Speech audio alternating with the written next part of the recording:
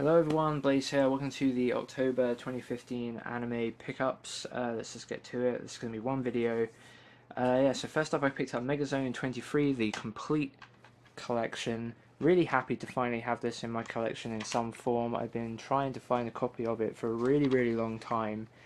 And this is a really nice Lightbox complete collection put out by ADV back in 2009, I think.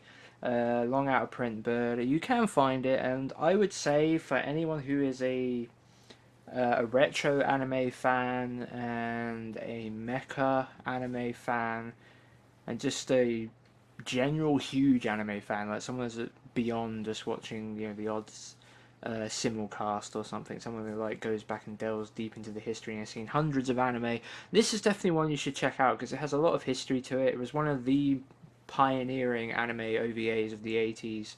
Uh, Basically, it was like one of the first 5 or 10 OVAs ever to be made, at least for the first part. This is a 4-part release, 4 movies, of which, well, it's kind of actually 3 movies, but part three is split into 2, so it's kind of 4 parts, 4 episodes, but it's kind of like it's 3 parts really.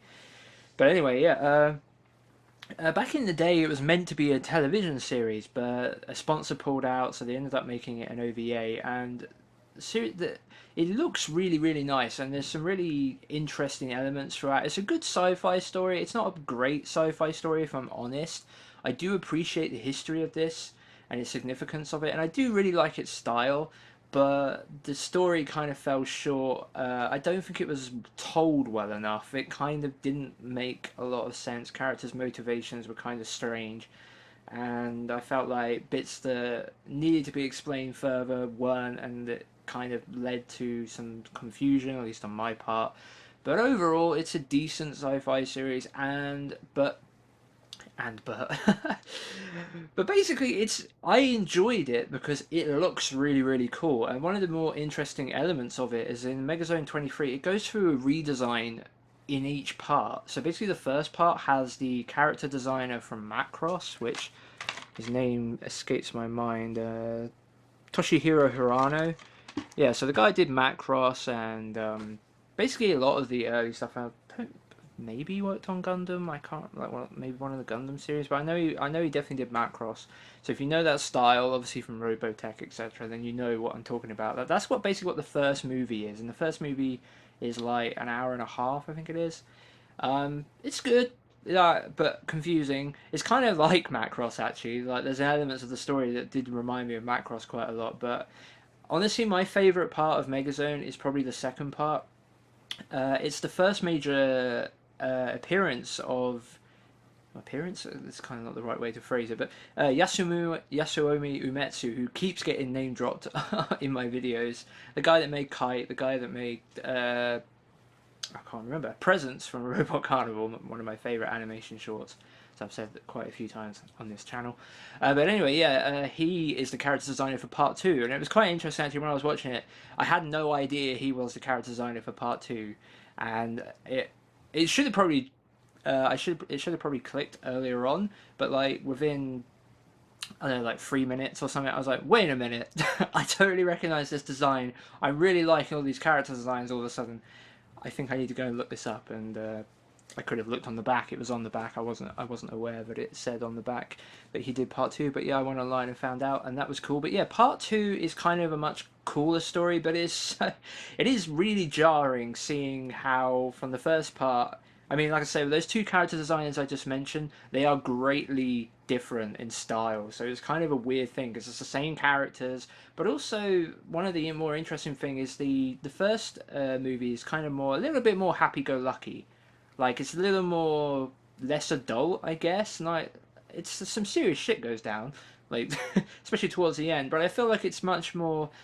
The characters aren't really fully aware of their situation, so everything's still a little bit light and fluffier in the world, if you will.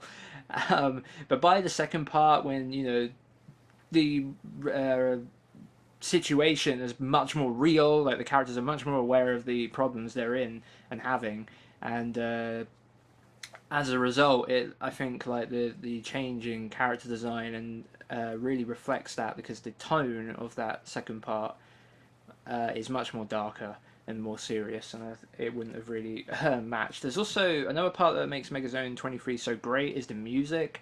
The music is fantastic. Lots of really great 80s music. The singer, whose name completely forgets me, who does most of the main music and plays one of the main characters in the OVA, is actually only six. She was only 16 years old, and she basically did this.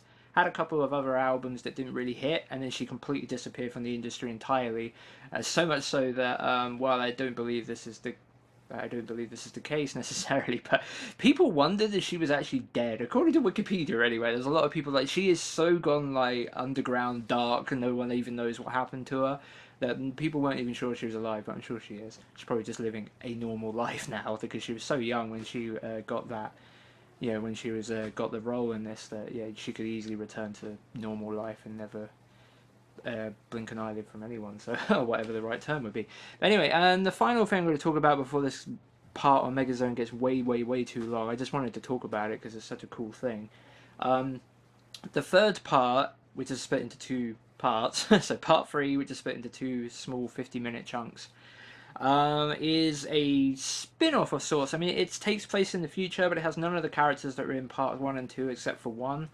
And yeah, it's interesting. A lot of people don't like it. I thought it was okay, but I also knew its origins. Like I knew it wasn't going to be a sequel or a real sequel to the original two parts, which are like one story with a 6 month gap in between them. I just felt on the in part 3 that because I had that knowledge going in, I was able to appreciate some of the things it was doing in terms of like harking back to the originals. Although I have to admit, like knowing the end of part 2, it's kind of soured by what happens in part 3 somewhat, a little bit anyway. But anyway, yeah, that's Megazone 23. I don't really want to go talk about it for any more because I've already talked about it for 7 minutes. But yeah, highly recommended. If you haven't checked it out, I would totally check it out, as it's a, you know, if you're interested in the history of anime, and especially if you like OVAs like I do, this is obviously one you should definitely check out. It's something I wanted to check out for a long time. There is a commentary track from for the first part. Unfortunately, there isn't one for part 2, which I really appreciated. But yeah, there's a commentary for part 1, which I believe has the same people that did Prefectural Earth Defense Force. That'd be Matt Greenfield and the guy that runs Sentai Filmworks, and the lady, I can't remember her name. Janice Williams, yeah, David Williams and Janice Williams, who I know David Williams does Sentai Filmworks. Yeah, I don't know if Janice Williams does it as well, but anyway, yeah. So they're doing a commentary that should be really interesting because the one on Prefectural Earth Defense Force was really good as well. So I'm really looking forward to checking that out at some point soon. And yeah, that's Megazone 23. Let's finally move on to something else, shall we? Okay, so one of the funniest anime series in recent memory that I've seen, I know that pretty much everyone that's picked it up really enjoyed this series a lot, is Baka and Tess Summon the Beast. This is the Season 1 Limited Edition and the Season 2 Limited Edition, both with Blu-ray and DVD combos. Really nice and nice chipboard boxes. Something I've been meaning to pick up for a really long time, but was put off by the price, basically the price to episode ratio. This has only got 2 episodes on it, and it's quite expensive as considering. But this was a very funny show, and I wanted to pick it up before it went out of print because otherwise I'd have to. I'll explain it in a sec. So anyway, yeah, we got Baka and Tess, Summon the Beast, the OVA special collection. This has got just 2 episodes on it that tell basically one story. They are sequels to each other, the episodes, rather than just single stories. It's really funny. It just keeps up the same stuff you expect from Baka and Tess. Really funny antics, really funny stuff. The dub for this is hilarious. It's really well done. So, yep. Got the spine in the back or whatever. It's a slipcover. Got the same image underneath of the same stuff. I apologise if it's dark. I'm really struggling to get this done in a time frame where there's any light these days. But anyway, yeah. So here's the inside, and it does have a reversible cover, as the you can tell from the spine art. You could use this as a reversible cover if you so chose. I don't choose. At least not right now anyway. I might switch it over since I've got the slip cover. But yeah, this is the OVA. Really good. Really enjoyed it. I wanted to pick this version up before it went out of print because basically when this goes out of print, the only way to get a hold of these OVAs will be to buy the DVD only save edition of season 2 that Funimation put out, as it includes the OVAs within it. So yeah, it's definitely, if that happens, you know, you could always there's a cheap way of getting the OVAs, probably even cheaper than buying this version on its own. But yeah, I wanted this version on its own. The only downside, I think, is it's not in a DVD package, which is a shame considering it's just Funimation doing what they do. They don't like consistency with packaging. I mean, they, in fairness to them, actually having saying that, they had already done started doing Blu-ray size chipboard boxes when this came out, but they decided to do it for DVD size to match season 1. So I probably shouldn't complain too much, but this would have been nice if this was in a DVD case. You know, it's really baffling to me because I just want to quickly say this because it's just come to my mind. You think this isn't a Blu-ray case, right? When these were both in DVDs, yet when they did the Full Metal Alchemist OVA collection in America, despite the fact most people would have bought it on Blu-ray, you'd assume anyway, they did the OVA collection, which had a Blu-ray DVD combo, in a DVD case, even though, you know, previously it had been released in Blu-ray size cases, and this one they've done the opposite to that. So it's just a bit bizarre. But anyway, have it all. That's all that matters. Totally highly recommended. If you haven't seen Barker and Test, go out and see it. It's hilarious and totally worth your time. Let's move on to something else. Right, so something I've been wanting to try down for a long, long time, and it's been really hard to find because it's really expensive, but it finally popped up for a really decent price. I was able to get it for around £12, which for me was worth it. Especially when I watched it. I've already watched this. This is They Were 11. This is a 1980s film. I really, really, really like this film. I thought it was really. It was. I don't know if I might be overselling it. Maybe I over enjoyed it because I had my expectations weren't particularly high, and it certainly surpassed my expectations. But I really like this film. I thought it was really well done. So it's basically about in the future, the human civilization has spread across the galaxy, and so much so, and time, like so much time has passed that, you know, even though Earth would probably still be, I think, is still considered like the birthplace of humanity, shall we say? That, you know, all these other places are like, they have civilizations now that have like lasted hundreds of years, thousands of years on these other planets and stuff, and they've evolved in different places due to different environments, etc. So, you know, to define yourself as human, while everyone has the same origins, you know, the diverse nature. You know, whatever, you know what I mean, like the people have evolved in different ways in different places, but anyway, but there's still like this central, like, I can't, like, space science institute thing. I can't really remember that part, but basically our main character is trying to pass a really tough exam to join as a space cadet type thing, and it's like really, really difficult. You have to be like super intelligent to be able to do this or whatever. Anyway, and the final part of the exam is you have to go on a ship for 55 days with a crew of 9 other members, and you either all pass together or you all fail together. And when you're on that ship, there's like a button you can press that, you know, will allow you to either fail the exam, like if you need help, or if you get in trouble. But obviously, if one person presses that button, everybody else on the ship fails with them. So you have to like build this camaraderie or whatever. So basically, they all go on the ship. There's 10 of them originally when they basically there's 10 of them as they all get, you know, all get their suits on. They're ready to go on the ship. But as the ship door closes, suddenly there's 11 of them, and none of them have ever seen. No one on of the original 10 and the 11th person have ever seen the others' faces. So when they take their helmets off, no one knows who the extra person is. So you've got that really awesome mystery going on as they try and figure it out. And obviously, you don't know each other. You all know that, you know, all of your time, you know, you all want to pass, so that's all on the line. And yet there's 11 of you. All of a sudden, like, do we immediately fail, or do we contact them? If we contact them, does that mean, like, contact the exam board, if you will? Does that mean we're going to fail? So there's all those elements, and a lot of things go on while they're on the ship. They eventually unravel the story of what's actually going on, and there's a lot to it.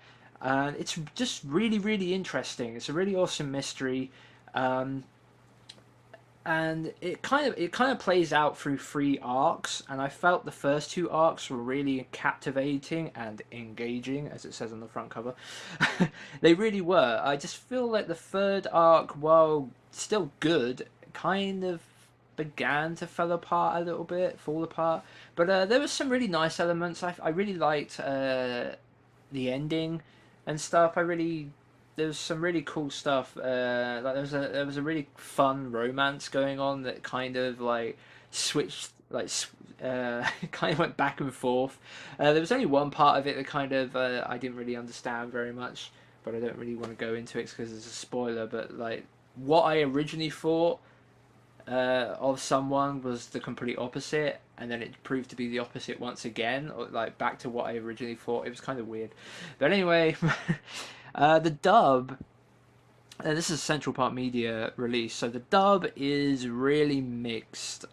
It's kind of okay in places, but there's a lot of such terrible, stereotypical looking at the characters and then treating it like the character designs and then treating it like it's an American cartoon and going, oh, this guy must have a really dumb voice like this because he looks really stupid. This guy here. It just really pisses me off, that stuff. It's like that is such a really lame ass way of looking at something. Like on the anime, in Japanese, he has a perfectly normal voice, but in this one, he has a completely retarded voice. But yeah, and the main girl here or whatever, she has like this southern drawl, I guess, or like it sounds like I can't remember the right name, like Calamity Jane or something. It's kind of weird, but she's not even meant to. She's not even from Earth, and yet she sounds like she's just been grown up in Texas her entire life or something. It's completely bizarre. But yeah, I really, really enjoyed this film. It's highly recommended. It's really expensive to find nowadays. Like you're gonna have to luck out on an eBay auction or just wait for it, hopefully to appear cheap on Amazon or any other place.